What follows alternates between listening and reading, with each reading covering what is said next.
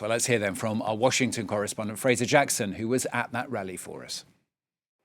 Speaking to some of Kamala Harris's senior campaign advisors, it was evident that the campaign and Kamala Harris understood how important this event was. They said that she had approached her campaign so far like her career as a prosecutor. She had laid out the opening argument, she'd given the evidence and the facts, and now she was giving the closing argument to the jury, the American people. While she struck a unifying tone at times, but also took swipes at Donald Trump, saying that he was a petty tyrant. That is part of a larger metaphor about American freedom. She also pointed over her shoulder to the Oval Office, saying that on day one, Donald Trump would walk into that office with an enemies list and she would walk in with a to-do list. Well, the rhetoric went down well with the crowd. The 30,000 or so strong crowd cheered throughout the speech. I caught up with some of them to see what they thought. Because she is trying to work for all Americans, she has to include everybody in her thought process and in her policy implementation.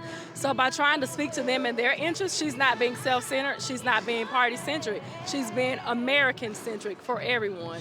So I think that what she did was genuine and very strategic and smart to do because she's for everyone. We are owning what it means to be patriotic and what it means to be a nation filled with different people with different views, and we are reaching out to every voter to please, join us and get her elected.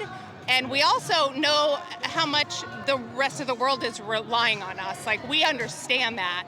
And so kind of the weight of the world is on our shoulders. Well, this is arguably the most marginal election in U.S. history. Kamala Harris will now take that message that she gave this evening on the road through the battleground states for the next 6 days as she tries to move enough people into her column to hand her the keys to the White House.